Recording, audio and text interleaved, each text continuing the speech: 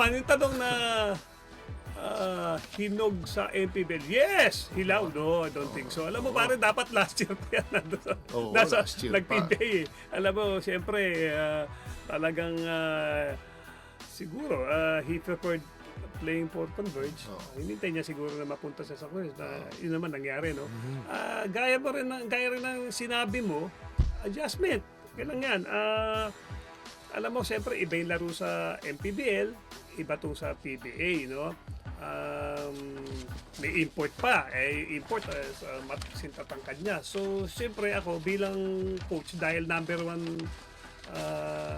draft pick to, siyempre, alam ko na malaki may tutulong nito, no? So, bilang coach, titingnan ko saan siya maging komportable. Ngayon, siguro, first few games na, nilalagay ko siya rito, pero pwede naman may leeway ka pa naman, o tingnan natin, laro ka namin dito. Diba? Ganun ang coach, ganun ka tumingin ng player, kung saan, kung saan siya magfo-flourish, saan siya magiging komportable sa loob. Ngayon, syempre, part ng adjustment ni Balti is, sa MPBL kasi, siya yung after slaughter, which is 7-footer, siya na yata yung mga, ito sa mga malalaki, may mga malalaki rin, no? So, halos kayang-kaya niya yung labanan dun eh. Pagdating dito pare, baragan to eh. Merong mas matataas sa kanya, mas malaki katawan, simbilis din niya, mobile din. So nag-a-adjust din niya. Ang magiging tanong dito, magiging komento ko lang, pag siguro nakakailang buwan ka na at ganyan pa rin malaro, may problema na sa'yo. Pero ako very confident makakapag-adjust yan. Masyado lang natin binibigyan ng pressure si Balti. Okay? Okay, sususugan ko yung sinabi ni Arwin.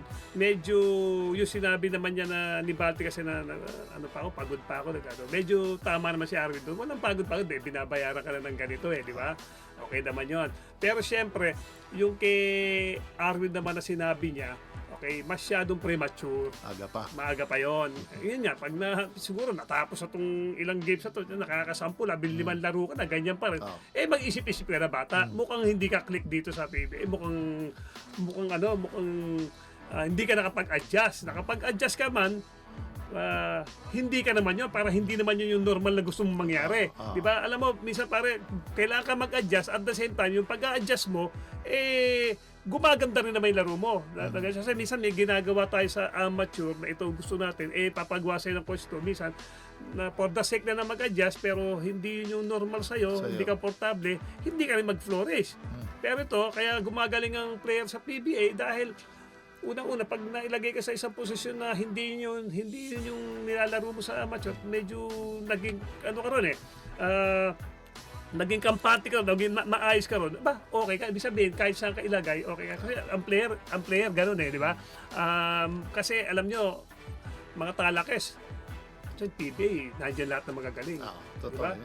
Cream of the crop. Cream of the crop. The best of the best. Bawat position, meron kang kalaban na sa 12-man lineup, 12 ba 15? Sa 15-man lineup, meron kang minimum tatlo, magkakasama kayo, posisyon kayo, healthy competition, competition yan, no?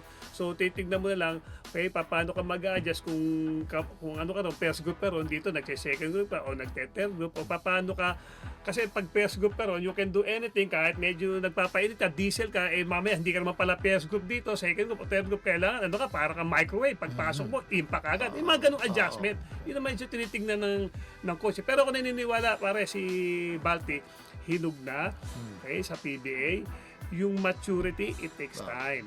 Di ba? At magmamature yan. Wag yung ating pilitin. Darating. At ako hindi magtatagal yan, lalabas yung totoong laro ni Balti. Rookie mo.